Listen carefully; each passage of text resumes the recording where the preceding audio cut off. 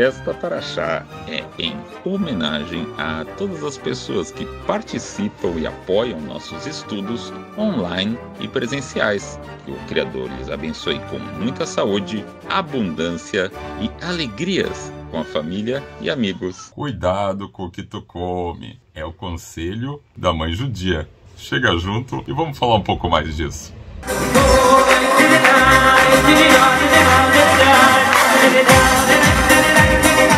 Shalom, sou Israel Tvorek e esta é a porção semanal, a Parashá Shemini. Shemini significa oitavo. Oitavo, obviamente, é a decorrência de 7, né? Ou seja, os 7 dias da semana, por exemplo, são a base para que a gente possa transcender e iniciar a semana seguinte. É assim que o Shabbat se encerra. Ou seja, a gente tem o 7 como pautando tudo que é o normal, tudo que é o que está dentro da natureza, e o oitavo como o transcendental. Mas a gente não atinge o transcendental, inspiração, se a gente não tiver plantado antes. Então essa paraxá parece até ser uma continuação, né, da paraxá Tzav, da paraxá anterior, que está falando de todo o templo, o serviço e tudo mais. E aí finalmente, depois daqueles 7 dias de preparação, a presença divina paira, o templo é inaugurado, o Aaron e seus filhos estão inaugurando, está todo mundo entusiasmado, e principalmente dos seus 4 filhos, os 2 mais velhos, o Nadav e o Avihu, estão tão entusiasmados, mas estão tão entusiasmados que eles não escutam o tal do conselho da mãe judia, vão lá, se embriagam e vão fazer um serviço ao Criador fora da hora que tinha sido prevista pelo nosso Papai do Céu. O que acontece? Eles, em êxtase, né, são consumidos por um fogo divino que os eleva e fazer o quê? Os dois estão ali, falecidos. Moshe fala para o irmão, eles eram mais elevados do que nós. Eles eram tão elevados, mas tão elevados, que eles quiseram ficar perto de Hashem, e a função do ser humano não é só ficar perto da santidade, só ficar lá no 8. Ele precisa se dedicar também ao 7 que tem antes. Ele precisa se dedicar a estar aqui no mundano, a transformar esse mundo, a cuidar do que come, do que não come. Então, esse é bem o tema que envolve a nossa paraxá. É fortíssimo, porque a gente nem sabe qual dos irmãos que acaba então sendo o mais exaltado, porque é ordenado que aos irmãos remanescentes vão lá e os retirem do tabernáculo. Ou seja, o nome dos irmãos que restam são Mishael e Etzafan. Ou seja, para servir o povo como sacerdote, você tem que estar pronto para fazer a atividade mais dura que seja de retirar o próprio irmão de lá. E a partir daí surge uma questão de Moisés para o irmão: vem cá, por que nesse dia vocês consumiram ou não consumiram determinadas oferendas que tinham que ter sido consumidas ou não consumidas? E o Moshe não consegue enxergar isso, mas como Aaron tem paz, a profecia vem para o irmão dele e ele recorda Moisés do que tinha sido revelado. Olha que coisa extraordinária. E o maior dos profetas, que é Moisés, se curva à verdade, à lei, e diz: é verdade, realmente vocês fizeram correto em não ter procedido tal e tal situação, em situação de luto, mesmo sendo o Aaron o sumo sacerdote e os filhos Kohanim, sacerdotes.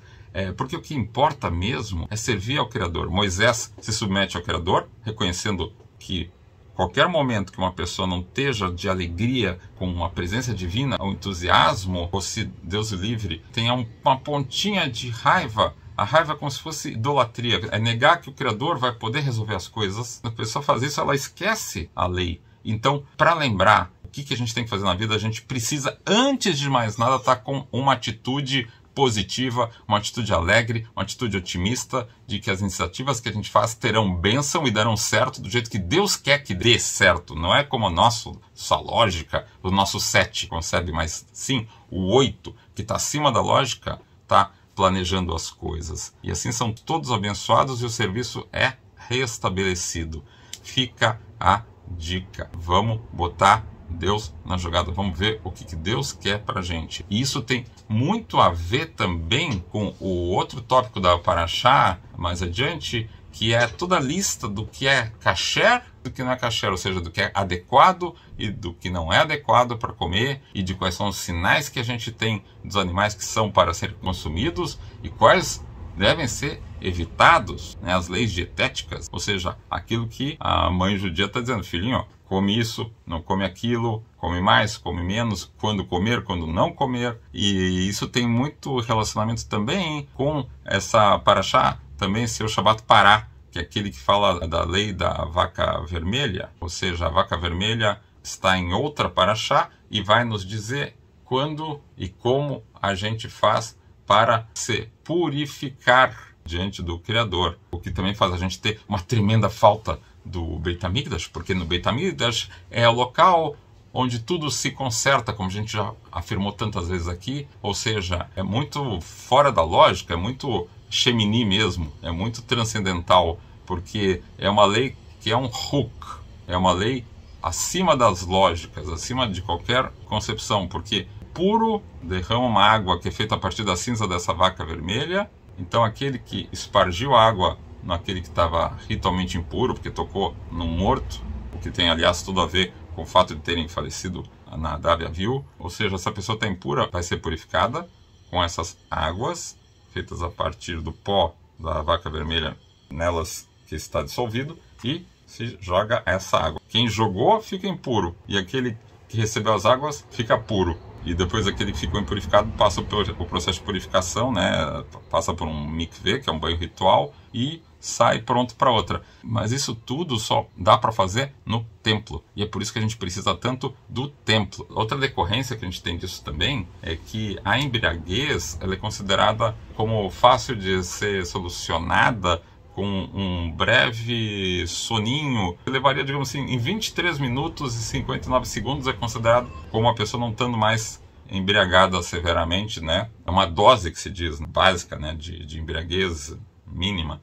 Ou seja, a gente poderia considerar que, como todo esse nosso exílio, toda essa nossa galuta, toda essa nossa sensação de exílio da presença divina, não passa mesmo de uma embriaguez. É como se a gente tivesse um sonho passageiro e, portanto, os Kohanim precisam estar ritualmente prontos, ou seja, puros, aptos para servir ao Criador. A gente precisa de muita prontidão. E como que a gente externa isso? A gente externa isso praticando leis dietéticas. Por exemplo, nós sabemos que os animais que a gente consome devem ser abatidos de uma maneira prescrita na Torá, que faz com que eles praticamente não sofram. E isso se chama Sheritá. Existe, né, portanto, um especialista, segundo a lei judaica, que procede ao abate. E que tipo de animal deve ser consumido? Animais que têm as 3 seguintes características. Eles têm que ter mafris parsa, ou seja, eles são animais de casco duro.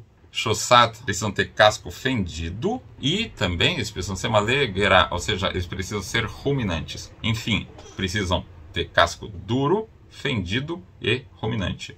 Por que que precisa ser duro e fendido? Porque realmente a pessoa precisa aprender disso. Ser como tais animais que geralmente são animais calmos, serenos, tranquilos. Que tipo de animal é assim? Que atende esses requisitos? A vaca, o bezerro, o carneiro. Mas, por exemplo, há animais com cascos fendidos, mas que não ruminam. Como, por exemplo, que é o caso do porco, né? Ele tem casco fendido, mas não rumina. Ou então a gente tem animais que ruminam, porém eles não têm o casco fendido, que é o caso do camelo. É super importante a história do casco fendido, porque mostra o quê? Que a pessoa está com o pé firmemente na terra, porém ela sabe que tem um espaço para o Criador entrar, para Hashem nos inspirar, ou seja, a gente está agindo de modo que a gente está realmente com foco aqui na terra e outro foco em agradar ao Criador que está nos céus, para que a gente faça deste mundo uma morada para o Criador. A gente vê também que é uma enorme esperança entre vários sábios, uma opinião muito prevalecente que quando chegar o Mashiach, né, chegar o Messias, o líder da geração, da época da Geula, da redenção, o momento quando todo o trabalho bom, todos os atos bons que todo mundo tem praticado tiverem se realizado, e todo mundo estiver consciente que isso está acontecendo, que já está iminente, como a gente falou, a gente está a poucos minutos de ter que o Cohen já sair fazendo o seu serviço no templo, precisa estar, portanto, ritualmente puro, ele precisa estar pronto para a ação, e a gente tem o dever de ajudá-lo o lado sacerdote que a gente tem para que isso aconteça? Então, da mesma maneira, quando chegar o Mashiach, a gente vai ter uma grande possibilidade de também, inclusive, o porco estar kasher. Mas como isso pode acontecer? É uma grande pergunta, né? A gente precisa ver a essência das coisas. Qual que é a essência das coisas? A gente vê que o não ruminar significa justamente aquela precipitação. A gente não digerir, a gente não processar, a gente não se associar, a gente não fazer a nossa parte que tem para que as coisas sejam devidamente produzidas, transmitidas. Ou seja, a gente sempre tem que pensar 2 vezes antes de falar. E também a gente tem que pensar que quando falou já está falado. E quanto mais feito com as nossas mãos, escrito, então nem tudo que a gente pensa a gente devia dizer. E nem tudo que a gente diz devia escrever, devia registrar. É uma enorme responsabilidade. A gente precisa aprender a ruminar, principalmente ainda nesta época de preparação para receber o Mashiach. A gente precisa realmente focar no recado, a gente precisa focar na dica, na missão, naquele propósito, na diferença que você, que é uma pessoa única, veio trazer para o nosso mundo. Ah, não, mas a pessoa não entende por que não tem que comer só esses animais que são mais calmos. Olha, primeiro, porque a gente pode acabar, Deus o livre, absorvendo as características de animais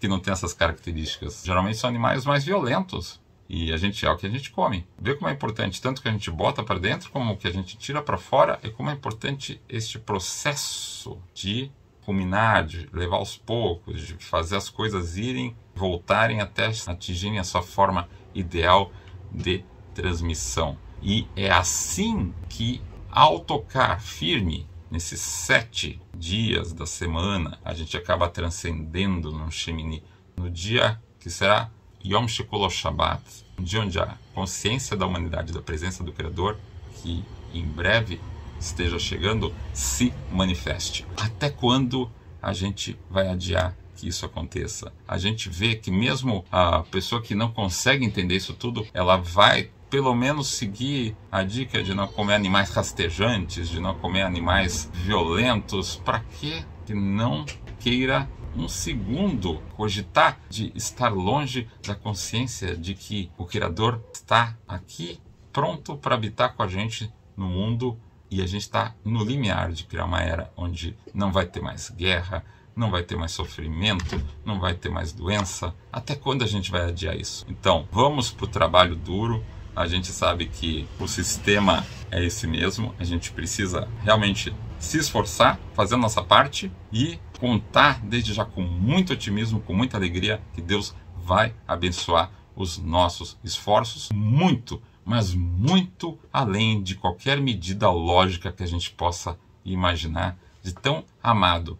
Cada uma das pessoas que está aqui nesse mundo é diante do Papai do Céu. Então, nunca esqueça de honrar muito e agradecer muito a teu pai, a tua mãe, as pessoas que fizeram e fazem esse papel na tua vida, e também fazer muito bem esse papel que você tem de servir de exemplo para aqueles que a vida te confiou em volta, seja você como patrão, seja você como funcionário, seja você como a pessoa que está atendendo, ou seja na hora de dar um sorriso para quem está do nosso lado, fazendo a nossa vida ter muito mais alegria, sentido e propósito. Até quando adiar isso? Vamos partir já para a ação? A hora é agora. E, portanto, te soma ao nosso movimento, te inscreva no nosso canal, dá um like nesse vídeo. Uma gratidão enorme para quem está botando Pix aí e ajudando a gente a melhorar cada vez mais a qualidade do serviço que a gente está se propondo a fazer. Obrigado também por quem está nos acompanhando no Instagram. E, gente, vamos tratar de fazer a lição de casa, que é viver